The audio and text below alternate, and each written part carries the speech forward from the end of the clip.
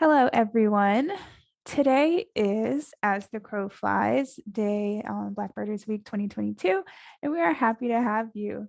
We will be discussing the kind of on theme today, what is paths paved and relationships different cultures across the diaspora have with birds and how that has shaped our birding journeys.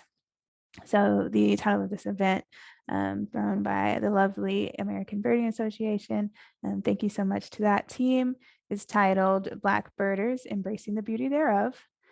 And we're going to introduce our panelists to you all today. Our first panelist here today is Alex Troutman. He is a fish and wildlife biologist and environmental educator with a passion for sharing and immersing the younger generation in nature.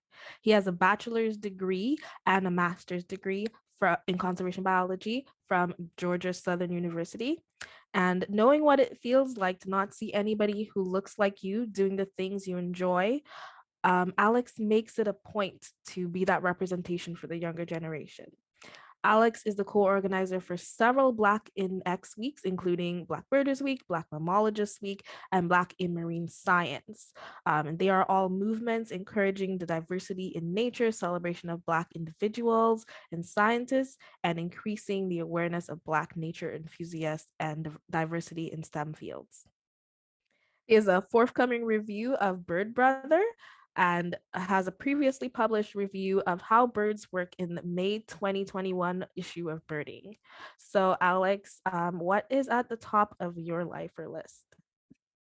Hey, thanks for having me. So the birds that are at the top of my lifer list are the Stellar Jays, penguins, and then I really want to see a what is it? A Kia. Those are No, definitely all good birds. I love that. yeah, for Penguins, sure. especially. Penguins are chef kiss. Lovely. Thank you, Chelsea. Our second panelist today, we have Danielle Bellany. She is a wildlife biologist and science communicator with Plateau Land and Wildlife Management based near Austin, Texas. Danielle is also known as the cemetery birder because she frequents cemeteries for outdoor recreation while advocating for destigmatizing death and providing training in grief practices. Danielle has feature articles on birding in cemeteries in March 2022's issue of Birding. She has a previous review of parking lot birding in the March 2021 edition and an interview about Black Birders Week in the Black AF and STEM Collective in the August 2020 birding edition. So, Danielle, what's on the top of your lifer list Oh these man. days? So best bird that I've seen personally, I think is a harlequin duck. And one that I would like to really see staying on brand with the weird duck season is a long-tailed duck. Nice. Me going to Google Harlequin duck. Adds to list. It's very I cute. always think that I've seen all of the weird ducks out there, and then I learned that there's more weird ducks. There's always more. Always more. Something that Danielle forgot to mention is that she is now a published author. If you Yes. love birds, then you need This Is a Book for People Who Love Birds by Danielle Bellany. Comes with like magnets and a puzzle and everything if you want to get that too. And I think you should. We're also doing a giveaway for those. So look out for that this week. It will be done at the end of the week. Yes, thank you so much for bringing that up. Always support, always support. So I think with that, we're ready to dive into some questions.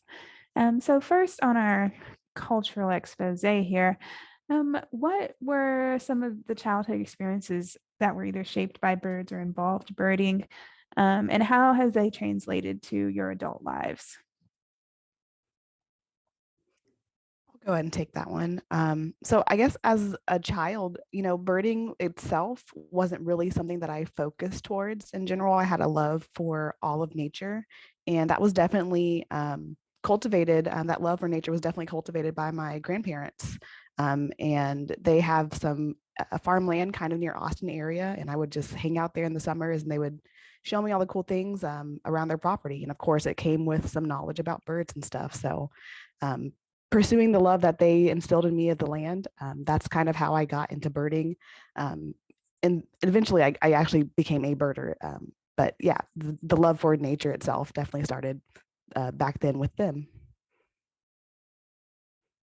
Yeah, for me as well, it started at a young age. My family went fishing, and I played sports, and many times I was actually distracted by nature, like looking at ant hills while I was in outfield of baseball games, or watching birds fly over, and then a ball is flying, and I watch it soar over my head as well, and have to hurry up and run back to the fence to get it. So many times I was distracted by birds and nature as a kid, and then that eventually turned into me being distracted by nature and going to a career as a fish and wildlife biologist with the U.S. Fish and Wildlife Service. So that kind of the nature kind of just scoped my career and a love for nature that I get to do and be passionate about as a career now. Yeah. No, that makes complete sense. And I love that like family is involved, early, jobs and things. It all ties in together. Chelsea, what is your experience? Yeah, I definitely also had that like upbringing of my grandmother feeding birds in her house. I actually mean like in her house, they'd come in and she'd be like, "All right, I'll put sugar out for you." Otherwise, they would steal it themselves. So she didn't, so she also didn't have a choice. But my family also like gardens. Like my mom always had something growing, and then we would every now and then, like once a week, we'd go over to like this other plot of land where they had a lot of other things growing. We'd have chickens. I had a turkey of my own at one point. I miss him. But like just those little ways of getting into nature. And I'm from the Caribbean, so we also just go outside. We hang out at the beach, or we hang out at a river, or like we go on hikes. We just go on hikes. For every like school field trip in primary school, we went to these ruins, and there's forest all through there, and you can see this racers, this tiny snakes that are really fast, just like darting through the Yeah. rocks. There's lots of hermit crabs. So the culture was just like, yeah, we go outside and enjoy being outside in different ways. And being outside exposed me to a lot of like animals and plants that I was like, what are those? What is this called? And it's called different things in Creole, and I have to like look it up online to find more information. So I have to describe them because I don't know what they're called in English. So it's just Yeah. like having that chance to embrace being outside just pushed me further. What about Definitely. you, Sheridan? Yeah. I think I would definitely attribute a lot of my childhood experiences outdoors to my mom for sure. I was definitely the quiet kid, probably inside, probably drawing or have a book or something. So my relationship with the outdoors wasn't like sports based, like a lot of my friends, or, it wasn't rooted in something. And so every time we would go on a vacation or during the weekend, my mom would be like, "All right, get your stuff. We're going on a hike." And so that really molded how I interacted with the outdoors, which was always a very like family oriented, peaceful walk. Like, oh, look at this. Let's look at these trees. Let's see what's in the stream today. And then translating that into my adult life, it definitely kind of bleeds into the next question of how I view the lands that we have. A lot of my family is from a lot, at least my mom's side is from Austin area, rural Austin area. We're able to trace our family back, quite a few generations, and historically we're farmers and agriculturalists, and so seeing how historically my family has used the land, it lets me. I basically was raised to also be a land steward and know how to, I guess, the best ways to protect the land.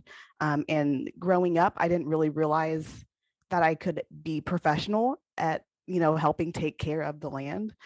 So growing up and knowing the importance of having a healthy soil, healthy grassland, healthy woodlands, that, that information that I learned was instilled in me, and I'm able to recall those moments of my childhood of learning, when certain seasons bring certain things.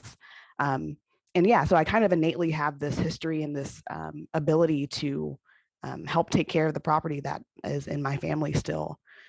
So I guess now that I'm a professional and able to, I guess, use technical words and technical jargon to specifically help people manage their family lands also, and help them, encourage wildlife to be prolific on their properties. It's really exciting, and I can see the spark of conservation minded actions based on what I'm telling them on how to help their land is being instilled into them and then eventually into their children. So just continuing the cycle of this is a good way to help your area and help the wildlife that are in it, and keep it in the generation, or keep in the family for generations to come. Yeah, for me, I grew up in a mostly urban area that at one time it was rural and full of trees, but as the population as a nearby city has grown, my area has become more city like and urban. So growing up, there was always trees and creeks around, that now those trees are now buildings and roads. So I have got the chance to watch it change from an area that was heavily forested to now being a concrete jungle. And now as a biologist myself, I know how those changes has affected the population of not only birds but other animals that has been in the area, either negatively or also increased the population. So now there's more maybe deer and coyote interactions, whereas when I was younger there wasn't really interaction with these species, but because there's less of a habitat, we are seeing more of these species in our communities. So as a biologist, I understand the conflict that we have and ways to deal with it. And so my goal as not only a biologist, but also as someone who's passionate by nature and enthusiast is to explain what is happening and ways that we can kind of coexist with these species that we are so used to being like out of sight, kind of out of mind. Like they always been here, but now that there's less habitat there, we're interacting and coming closer in contact with them more. So I've been able to share that passion and explain why we are seeing these more and more sightings or more animals are getting hit by cars to my community. Those moments growing up are definitely like super impactful, and we don't always like realize right away how they're going to be impactful. Sometimes I'll be doing something, I'll remember something that happened when I was a child. Like I went to the grocery store and I'm like, yeah, I've my basil is sprouting, I don't need to buy basil. And I like told my mom, and she's like, yeah, I haven't grown basil in a while. And I was like, ah, that's where I got it from. Like she is always growing vegetables and herbs and everything. And definitely is like I've been getting more and more into foraging. And I didn't realize right away that like I used to do that back home, but like we didn't even like call it foraging because we didn't have a word for it. Just like, yeah, I'm just gonna go get some mangoes because they just grow out there. So we just like go get things, just go find things you can eat. And it's like a full circle moment for me. What about you, Sheridan? Yeah, I think it kind of like ties into my previous answer about not only how my family used lands like parks or state parks, Grand Canyon level, like national parks. I think it's also the attitudes and the cultures towards these areas. Historically, as long as they were created, African Americans were often excluded from a lot of these things. So making it a point to visit them, use the land that is now available to us, but not only use it to also understand it, has been really important in kind of shaping my understanding of the land used. And I definitely use now in my adult life birding as my way of still motivating me to get out there and, go learn something new, go to a place I haven't been before, or a new birding spot based on eBird or something like that. So making sure to actually utilize the land that we now have access to, I think is really important. And something I try to really hone in on, and also teach to others, who often are still kind of stuck in the Black people don't go outside. We're out here. We're definitely out here, and we will continue to be, and we are welcomed. So yeah, I think that's how my land use has definitely changed over time. Which our next question involves a little bit of a generational impact. So the question is, what is one or two generational understandings that you would like to see passed on from your birding experiences? For me, I would like to say that um birding it's for everyone. It's like for me, birds are more accessible than most hobbies. Like you don't have to go underwater to see a bird. You can literally look out your window, no matter where you are, you're gonna see some type of bird. If it's in the city, it could be something cool like a peregrine falcon, or it could be something like house sparrows or pigeons, but they're still cool, even in their own way. I really love pigeons. They speak to like resiliency. They you can find them in the city or in the country area, and then also I love their colors. But I just want everyone to know like you don't really need supplies to go birding. So that also makes it accessible. You can just look out your window, look out their car. You can just go and bird and see it fly. And for me, I like birding just because it speaks to my mental health.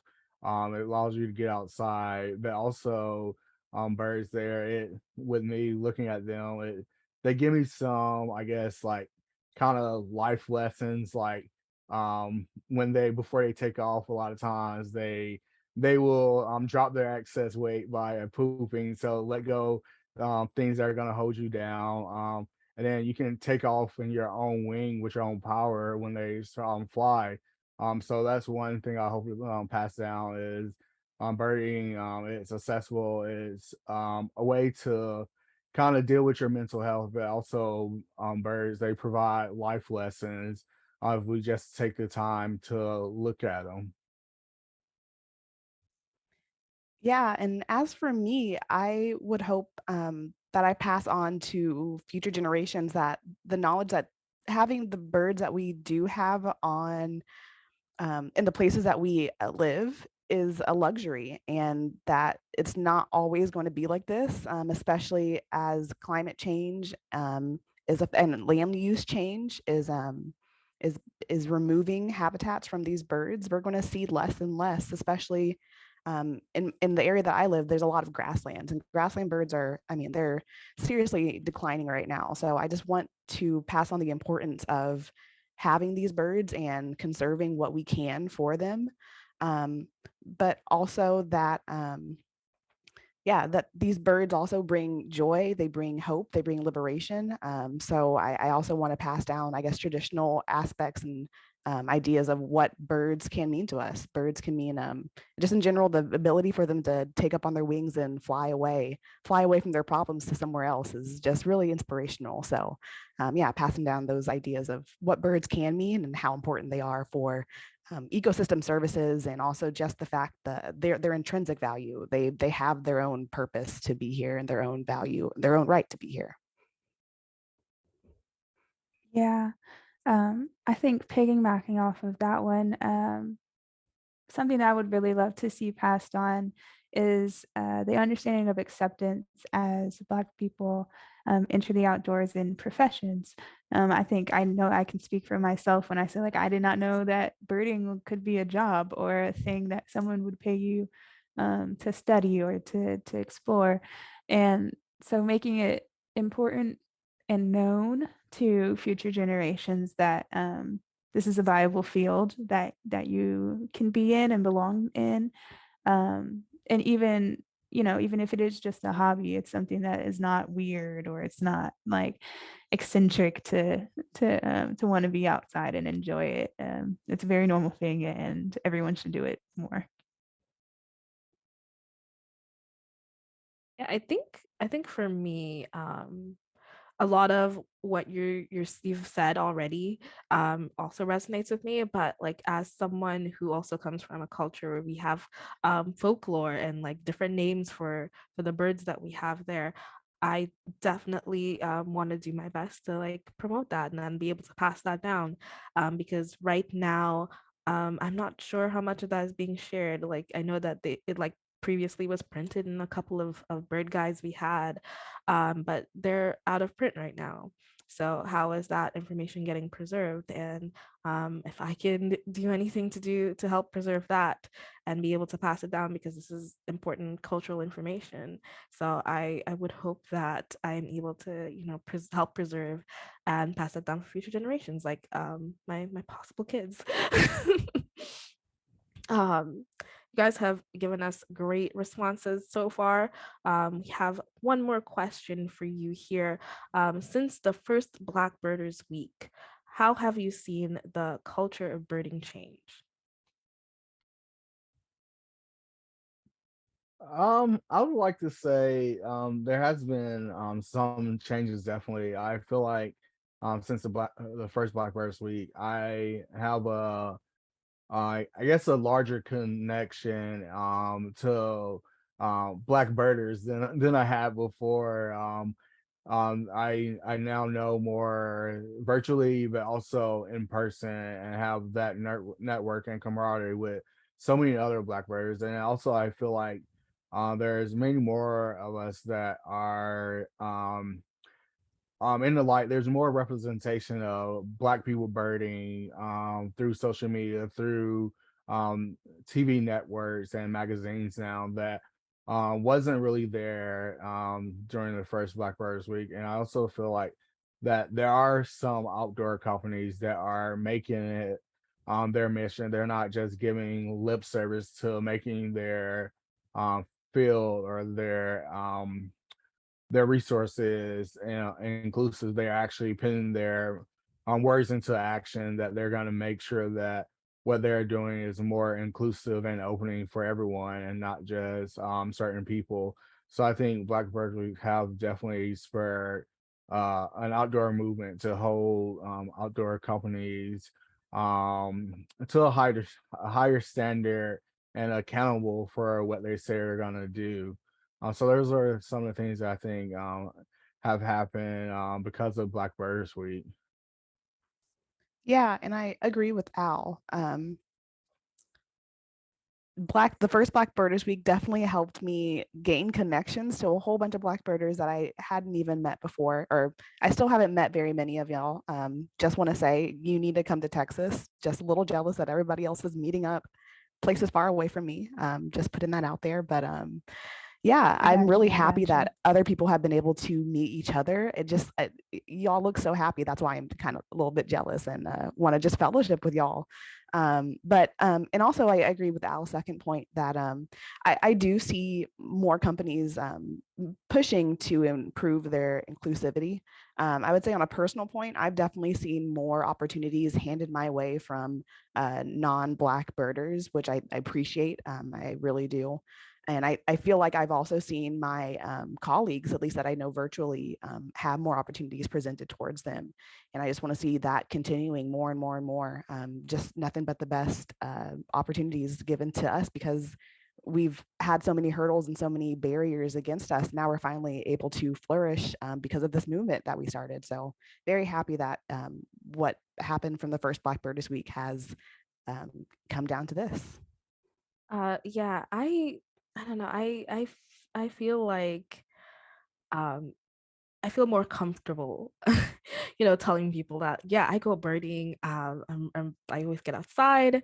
Do you want to like go birding with me? Like not just seeing more black birders, like more people are more aware that like birding is a really cool thing to do. So it's really easy to like, yeah, have you heard, like, you even heard about birding? And I have gotten to meet a few other black birders, and it's always been a lot of fun. It's always so exciting to meet another black birder. I was like, a black naturalist in general as well, and just like get the chance to talk and talk about um what we see. Like I got to visit Liverpool, and I met some black birders there, and like they do wildlife photography, and I wouldn't have gotten a chance to do that if it wasn't for Black Birders Week.